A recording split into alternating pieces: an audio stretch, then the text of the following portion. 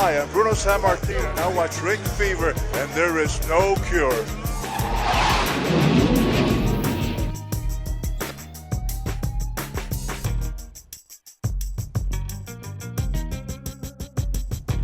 We're at the Hall of Fame luncheon at the Arnold, and I haven't seen Bruno in a while, and obviously I've known Bruno for a long time.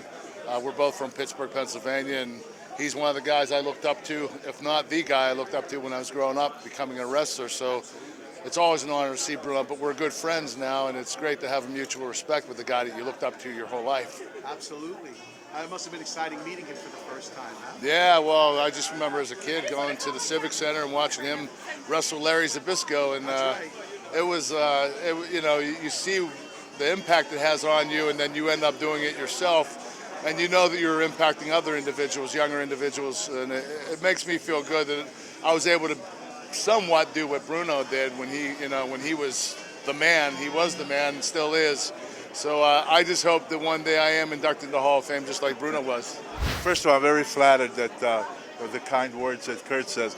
I look up to him because who has achieved more than this guy has to make it all the way to the Olympics? But then not only to make it to the Olympics, which is a tremendous feat, but then to come out with the gold. That's an enormous. So talk about Hall of Fame. Kurt, if you don't get into any kind of Hall of Fame, then there's something wrong with the Hall of Fame. Because I'm flattered when I first found out that he had been a fan of mine when he was a little kid. But I'm flattered with that. But I've been a fan of his because I remember hearing about him from high school because my kid and some of his buddies that were wrestling wrestled with Kurt. And they were talking then about how good he was. Then, of course, what he did in college, then what he did with the Olympics. And then as a professional, when he made that transition, and I purposely watched. I wasn't watching wrestling much in those days, but I watched when Kurt came on because I wanted to see what he was like. And he absolutely amazed me of how talented he was and how he really shot up there and he shined amongst the present stars of today. So, Kurt is just one of the greatest as far as I'm concerned when you combine the amateur with the pros.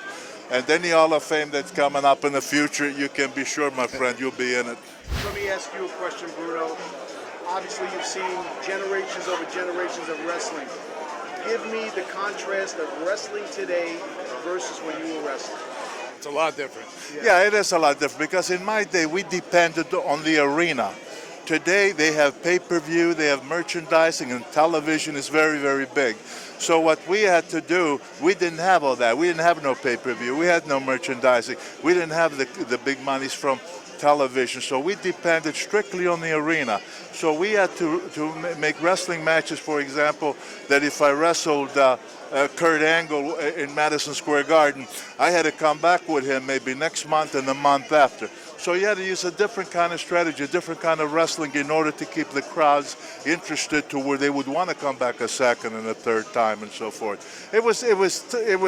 Don't get me wrong. I'm not suggesting that these guys weren't great or anything like that, but I'm just saying it was a completely different ball game as far as to what we had to do versus what they have to do. I don't know. Maybe you have a different perspective. You're right.